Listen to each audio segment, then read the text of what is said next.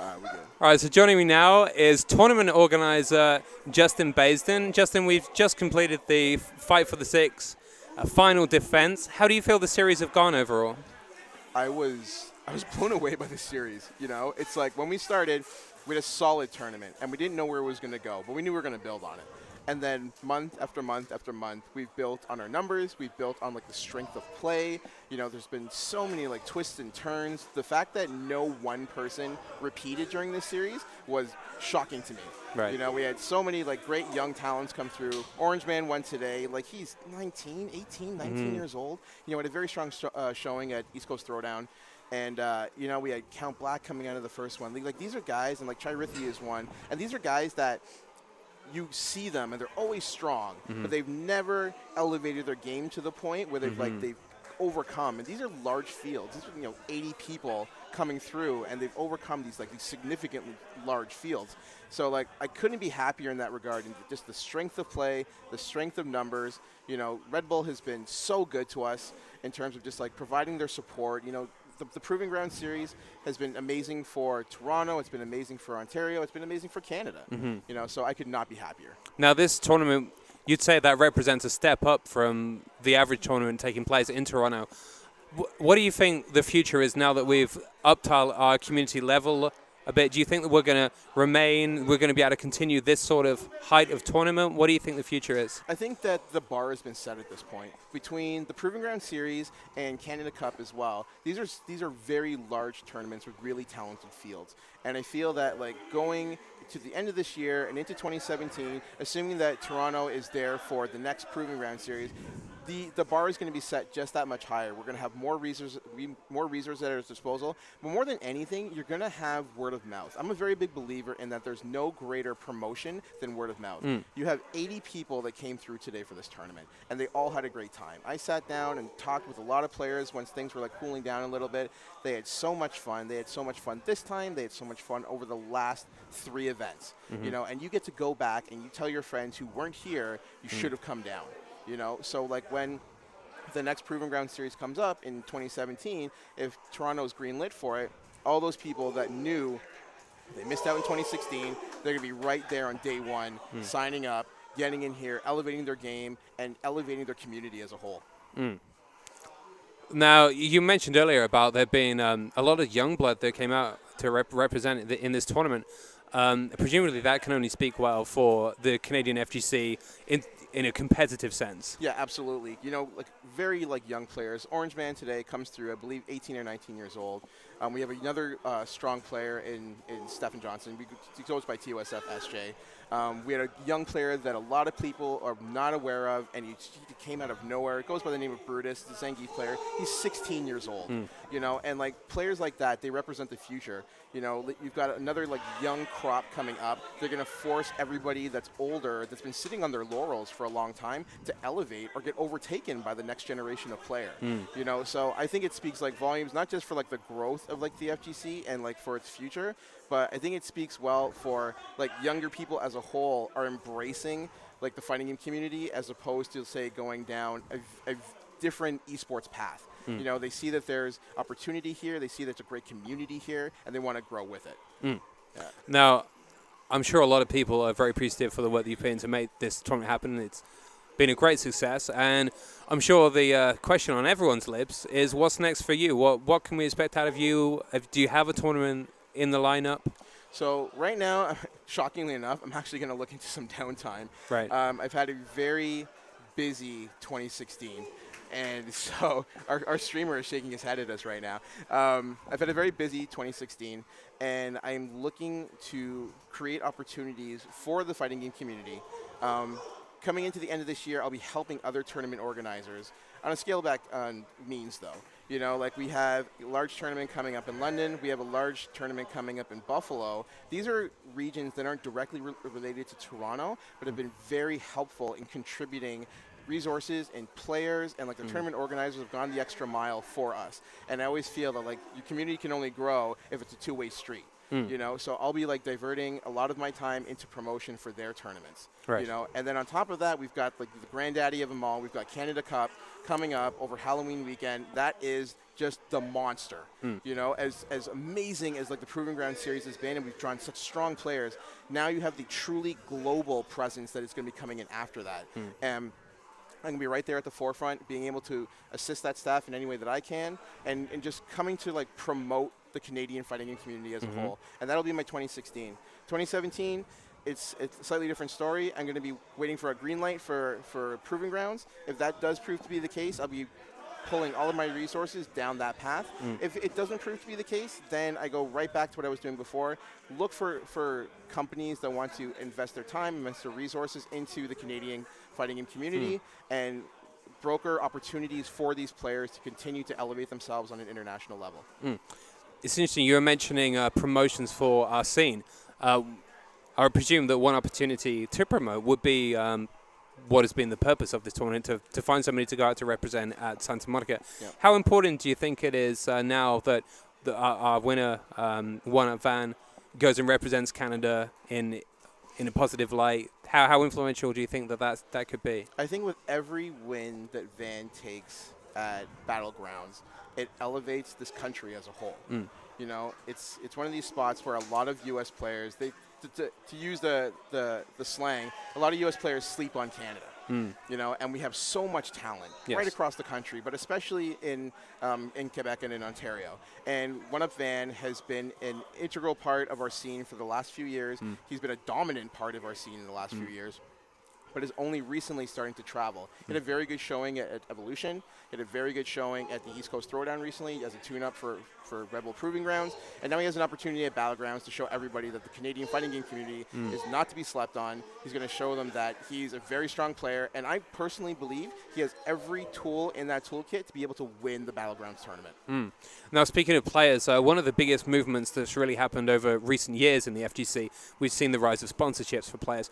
Now, I'm presuming if we were able to get our top talent, you know, Charity, Van, etc., sponsored, and they could travel out, that would presumably do a heck of a lot of good for getting the word out about the Canadian FGC. And also, because people would then follow those players, it would also be influential to bring in viewers and also players to come to our events.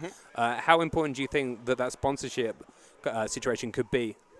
I think that we're on the cusp of a breakthrough in terms of sponsorship, esports, and the fighting game community. There, for the longest time, we ran into a situation where you had corporate and grassroots, all right? And now we're at this point where the two communities or the two entities are able to coexist. So you have a lot of established sponsors in esports. They're coming through and they're going, okay, we have this diverse portfolio, but we do not have a representative out of the fighting community, or we do not have representatives out of the fighting community. So like a person like, you know, a One Up Van, a person like a Chirithi, or like a young up-and-comer like Orange Man, these are the kind of players, they're positive players. They're people that like players can look up to. They're, you know, they're good folks just like overall, you know, and that's the kind of like positive influence that sponsors are looking for to get those players out there and be like, this represents Canada. They're all positive people. You can get behind our brand, behind our product, because these positive people have gotten behind it. So I think that like sponsorship is going to prove to be like a significant issue, or not a significant issue, significant factor going into 2017. And I think like the sky is the limit in terms of like what those players can do, not just for themselves, but for the Canadian fighting community. Yeah.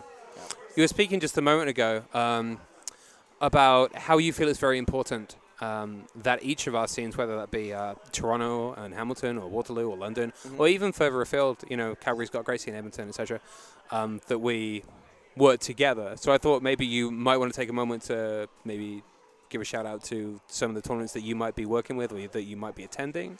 Well, there's like within Ontario, I'd be remiss if I didn't start with home.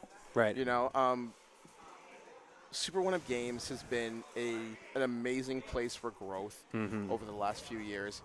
We owe a debt of Now, gratitude. can I just say something? Sure. Just for viewers who don't know, because viewers might not have ever heard of Super Warrant Games. So in Hamilton, basically our entire scene resides in one retro video game store, which was actually a kind of part sponsor for this tournament. Yep. It's called Super Warrant Games. It's on King Street East. So in terms of the Hamilton scene, Super Warrant is pretty much where it's at. I just wanted to clarify that for people that perhaps have never heard of Super Warrant. Yeah, absolutely. So, like, at the Super One Up Games, we've got a great community there. We've been very fortunate to have ownership at that venue that's been very positive, has been done everything they can to further Hamilton's growth. You know, we owe Mark and Bill a massive debt of gratitude. I can't even begin to describe how much gratitude we have towards those two. Thank you both. We owe a debt of gratitude to the man behind our stream today, Vince Wee. He's been so influential in continuing to build our community. And we have like so many young up-and-coming players. You know what I mean? And like it makes me happy because I've seen so many like generations of players over the course of the last 16 years that I've been in the fighting game community. And One Up Games has just such a strong community of like young players that just want to see everybody get better. You know, and like you look at like, you know, when you branch out, they've got, you know, places out in Waterloo, Ontario. You've got places in London, Ontario. Toronto is fortunate to have, you know, ANC World in downtown Toronto, and they have TOSF HQ in the northern part of Toronto. And even like recently, they've added a new like a manga cafe out in like northern, like suburbia for Toronto, for lack of a better term. There's no other better way to describe it. You know, and they put in like custom cabinets with PlayStation 4s, and they want to like bring in as many people as possible who may not be able to make the trek down into like the core of Toronto and be able to practice on a weekly basis. So like all these like facilities, they're all like cogs in the machine at this point, and they bring so many diverse sets of people, diverse sets of skill sets, you know, and they all come together. And when you have like a larger tournament like, you know, Red Bull Proving Ground, this is where you get to see like the showcase of all that work from all those organizers. You know, like Russell Ardona, he's working on this tournament right now. He's in another room right now. So great at ANC. Stephen Monroe is he's the patriarch, you know, of TOSF HQ. He's the patriarch of Toronto's gaming scene as a whole. He's not a guy that you see in front of a camera all the time. But he's so good for like everyone's community. Vince is here. He runs things in Hamilton. We've got a great tournament organizer in Raid. He's literally helping me tear down right now as I do this. You know, like, and he runs things like out in London, out in Kitchener, Waterloo. You know, like he's even got like a major tournament of his own, Fight Fest 3, coming up in a couple of weeks, and I'll be helping him out in that regard. But so many people, they put in their time and their effort, because it's not, tournament organizing is not something that just everybody does it. Right. You know, it's a lot of work for it. More often than not, people could call it a thankless job. I wouldn't go that far, but I would say that it's a lot of work. Yeah. And if you were to see like work versus reward, it would be a very unbalanced scale. Yeah. I mean, it's based on passion rather than. Yes, it is absolutely a passion project more than anything else. You know, so like we all owe a strong debt of gratitude to those folks. Even like Brian Stone, he came in from Buffalo, New York, and he was a massive help today. You know, like Brian offered, you know, PlayStations and monitors and games for like our Revelator side tournament, and he's already driving 2.5 hours to come to this tournament, and he's packed his car full of tech. He didn't want anything. He wouldn't take anything from me. He just wanted to provide the best experience possible. So you're making a very interesting point that the community is really held together by a series of cogs that make the entire machine work. Now, there's probably quite a lot of people watching, or people in the FGC who would actually like to get involved, but perhaps they're not sure of what they can do to contribute to the scene. What would you say that the average player can do to help grow the scene? Okay, so there's two sides to this, okay? The first is that I get this question all the time. It's like I feel like I wouldn't be able to contribute. If you know who your tournament organizer is, ask. Yeah. Just ask. They're going to, more often than not, they're going to tell you, I got everything covered, don't worry about it. Right. But on the small chance they do need a hand, you have no idea how helpful that small hand will be. Right. You know, like I broke into the FGC in 2004. I did tournament organizing. Our major tournament in Canada at the time was the T tournament. And I had no tournament running experience whatsoever, but I wanted to help, you know? And I found the organizer, go, look, do you need help anything? Like, I will clean messes. I will do whatever you need to do. And they go, we need a tournament organizer or tournament runner for, it was Soul Calibur 2 at the time. Right. And I was like, okay. He goes, do you know how to run a bracket? I'm just like, well, I'm into sports, so does it work anything like the March Madness? He's like, yeah. I'm like, no problem. Right. And it was 13-person tournament. Right. But that was the start, right? Yeah. And then after that, I sought out like the Dark Dragon, like he's been around, Stephen Monroe, he's been around for a very long time. I asked if I can contribute in any way. And after a while, because it became so like acclimated to the scene, I ended up organizing. I was originally from Brampton, Ontario, and I ended up organizing for my own scene, and then for like Western Ontario, and then now for, the province as a whole. So like I would tell everybody, just ask. If they tell you no, don't worry about it. But they will also know, because you asked, that they may be able to lean on you in the future. Right, yeah.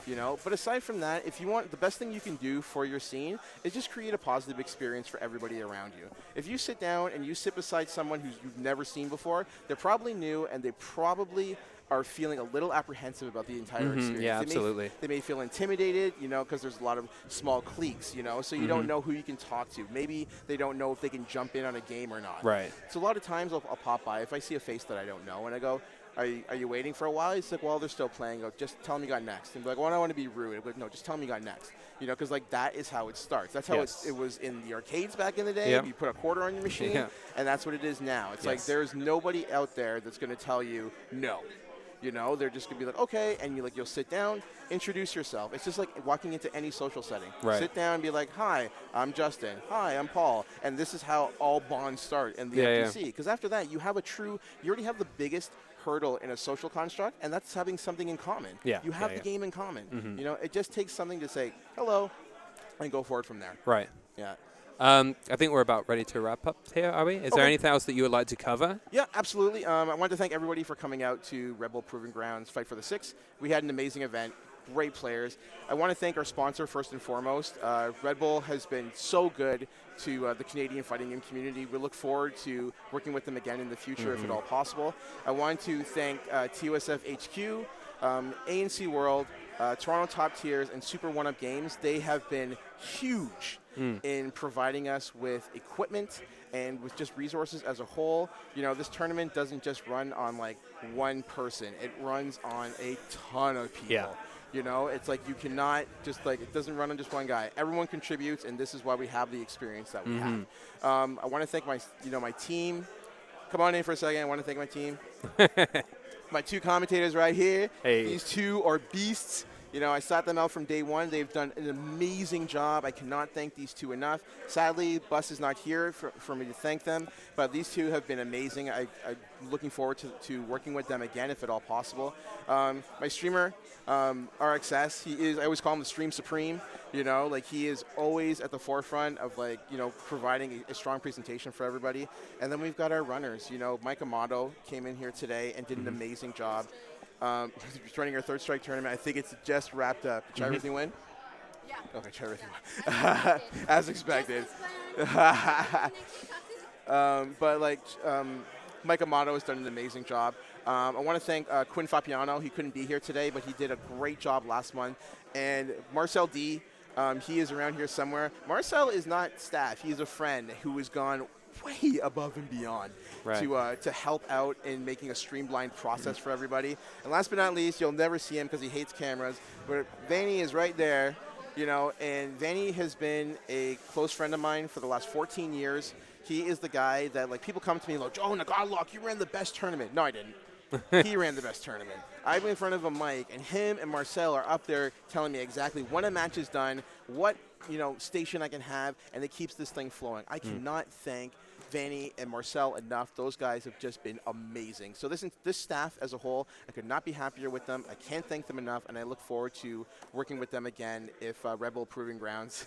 And Justin, given the staggering amount of work that you've put in, it would be remiss were I not to say, thank you as well. And I'm sure I speak on behalf of the entire team and on behalf of every player and every stream viewer that's watched. Well, I thank all you guys, and I thank everybody who thanks me.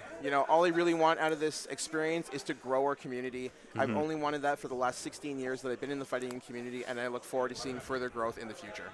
Justin, always a pleasure. Always a pleasure, brother.